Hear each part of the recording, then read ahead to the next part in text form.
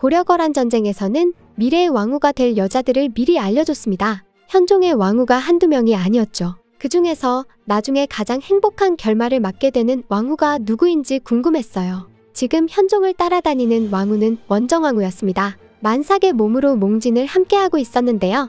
현종도 그런 원정왕후에게 미안한 마음이 가득한 것 같아 보였습니다. 거란군의 추적을 피해 달아나는 중이라 만삭의 임산부인데도 편안한 잠자리와 좋은 식사는 꿈도 못 꿀 상황이었죠. 원정왕후는 현종의 사촌 동생이었어요. 그 말은 온전한 왕실의 피를 이어받은 사람이었다는 뜻인데요. 궁에서 귀히 대접을 받으면서 자란 사람이기 때문에 현종을 따라 도망다니는 몽진이 원정왕후에게는 버티기 힘들 정도로 힘들었을 것 같습니다. 그래서인지 비극적인 일이 벌어졌다고 하는데요. 원정왕후는 현종의 아이를 임신한 채로 몽진을 따라 나섰지만 도중에 현종의 고향으로 피신해 있으라고 했습니다. 만삭의 몸을 이끌고 머나먼 나주까지 몽진을 함께하기에는 무리가 있다는 판단을 해서 그랬던 거였는데요. 하지만 현종의 판단이 너무 늦어버렸던 게 아닐까 싶은 기록이 있었어요.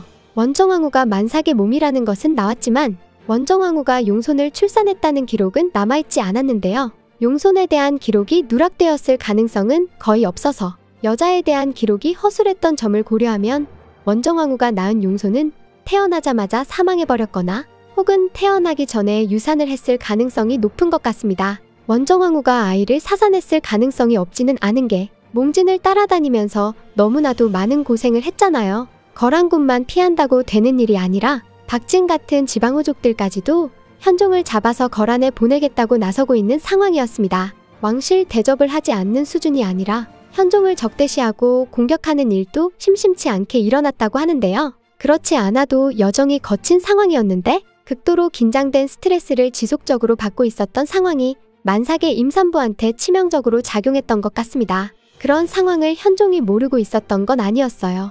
현종이 원정왕후를 고향으로 돌려보냈던 것도 그런 이유였죠. 지금 나를 잡겠다고 거란이 추격대가 계속 남아하고 있어. 왕후가 만삭의 몸으로 나와 함께 몽진하는 것이 태어날 용손에게 좋지 않은 영향이 있음이 분명하오.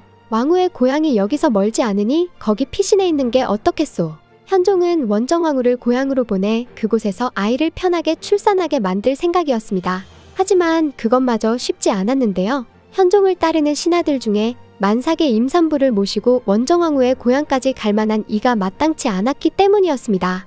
이때 현종의 뜻을 받들어 원정왕후의 피난기를 모시겠다고 하는 사람이 나타났습니다. 그건 바로 고려거란 전쟁에서 코믹 파트를 맡고 있는 벙부시랑 장현우였는데요. 소신이 원정왕후를 고향까지 모시겠나이다. 솔직히 제가 없어진다고 해도 든든한 지체문 장군이 있으니 괜찮지 않겠습니까? 장현우는 거듭된 패전을 했음에도 고려에 대한 충심을 등지지 않고 현종의 몽진을 수행하고 있었습니다. 장현우 특유의 넉살 덕분에 몽진의 힘든 여정에 잠시나마 웃을 수 있었던 때도 있었는데요. 현종이 크게 기뻐하며 말하길 장현우가 왕후를 모신다고 하면 나도 안심하고 왕후를 고향으로 보낼 수 있을 것 같소. 그렇게 용손을 임신한 원정왕후가 고향으로 피신했고 현종이 새로운 인연을 만날 수 있게 됐습니다. 김은부는 현종이 공주에 도착한다는 소식에 맨발로 달려나가 현종을 맞이했는데요. 현종을 극진하게 대접하면서 자기 세 딸을 현종의 처소에 들게 해 현종의 마음을 사로잡았습니다.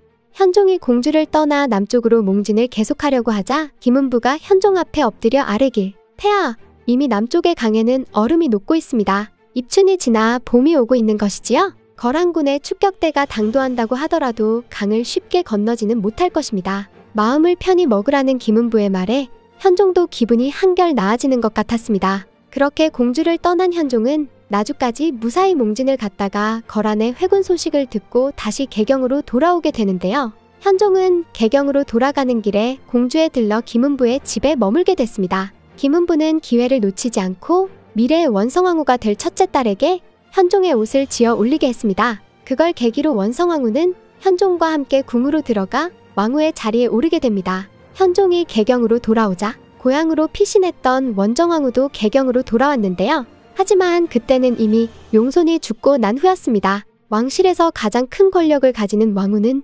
용손을 생산하여 차기 태후가 될 여자였죠. 그런 점에서 용손을 무사히 출산하지 못했던 원정왕후의 힘이 크게 약화되고 현종의 아들을 성공적으로 출산한 원성왕후가 왕실에서 힘을 키우기 시작합니다. 원성왕후가 낳은 현종의 아들은 훗날 고려의 9대 왕 덕종이 되는데요. 그뿐만이 아니었습니다. 원성왕후는 첫째 아들을 낳은 후 2년 후에 둘째 아들을 낳게 되는데 원성왕후의 둘째 아들은 훗날 고려의 10대 왕 정종이 됐습니다. 원성왕후는 고려의 왕을 2명이나 출산한 왕후였던 거죠. 원성왕후는 공주 김은부의 딸로 처음 궁으로 들어왔을 때는 왕후의 이름을 받지 못하고 그냥 김씨라고 불렸다고 합니다. 그러다가 덕종이 출산한 후에 영경원을 하사받았다고 하며 1022년이 되어서야 왕후에 책봉될 수 있었는데요. 이렇게만 보면 아들을 둘이나 왕으로 만든 원성왕후가 왕후들 사이에서 가장 성공한 여자처럼 보일 수 있지만 아직 복병이 남아있었습니다. 그건 바로 원성왕후의 여동생인 원혜왕후였어요.